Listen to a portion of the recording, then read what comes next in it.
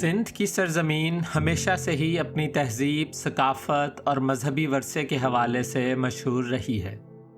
یہاں دریا بھی ہیں، صحرا بھی اور ایسے شہر بھی جن کی تاریخ صدیوں پر محیط ہے۔ اور جیسے ہی ہم بھیریا سٹی سے آگے کنڈیارو پہنچے تو سڑک کے دائیں جانب واقع تھی ایک بہت ہی خوبصورت مسجد، جس کے عظیم الشان گنبدوں نے فوراً توجہ اپنی طرف کروائی۔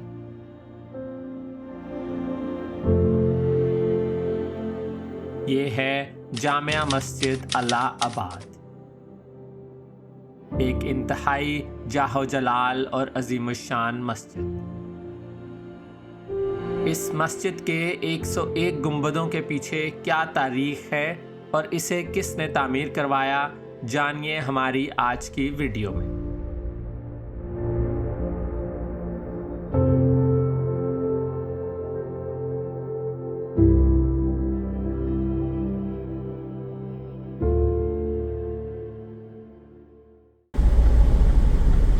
یہ ہے اللہ آباد مسجد۔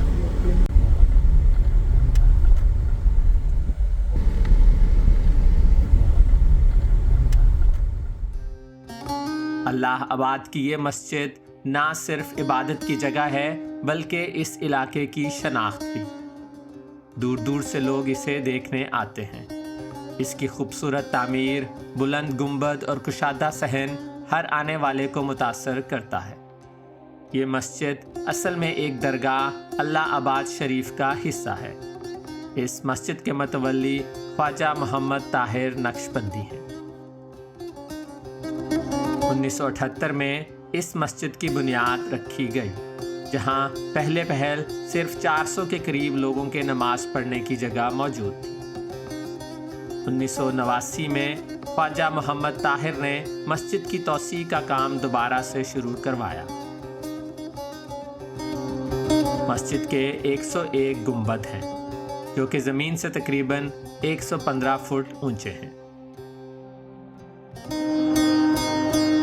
80,000 مربع فٹ پر پھیلی اس مسجد میں بیک وقت 10,000 نمازیوں کے نماز پڑھنے کی گنجائش موجود ہے۔ 2004 میں اس مسجد کی تعمیر کا آغاز ہوا، جو اب تک وقفے سے جاری ہے۔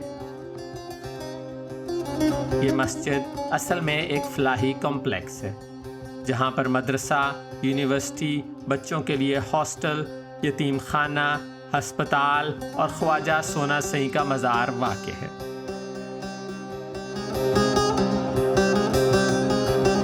پورا کمپلیکس 60 ایکڑ کی اراضی پر مشتمل ہے، جبکہ 20 ایکڑ کا باغ اور اس کی ہونے والی آمدن مسجد کی تزئین و آرائش کے لیے مختص ہے۔ مرکزی گنبد 115 فٹ بلند ہے، جبکہ دوسرا بڑا گنبد 78 فٹ کی بلندی پر واقع ہے، اور باقی کے سارے 99 گنبد 26 فٹ بلند ہیں۔ یہ 99 گنبد اللہ تعالیٰ کے 99 ناموں کی مناسبت سے بنائے گئے ہیں، جبکہ سب سے بڑا گنبد اللہ تعالیٰ کی وحدانیت کو ظاہر کرتا ہے۔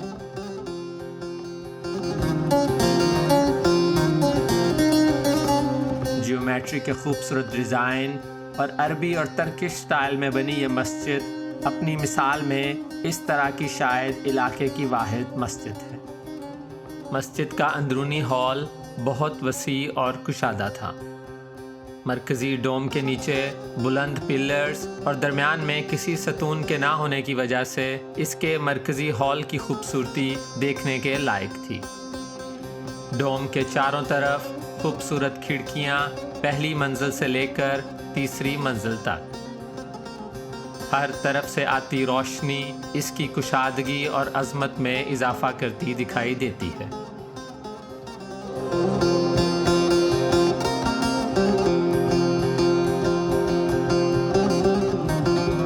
اس مسجد کی تزئین و آرائش میں لکڑی کا خوبصورت کام دیکھا جا سکتا ہے۔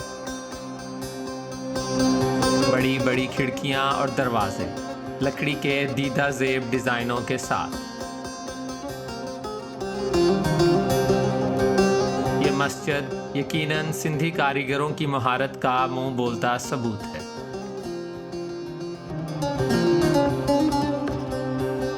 ہال کے ساتھ ساتھ باہر برآمدے میں بھی دلکش سنگ مرمر کی ٹائلز موجود تھی۔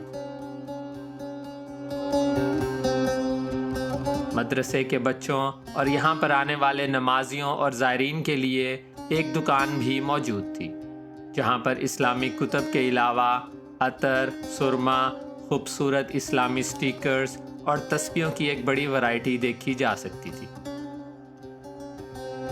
بڑے گنبد پر ہر طرف اللہ کا نام سفید اور نیلے رنگ کے ساتھ۔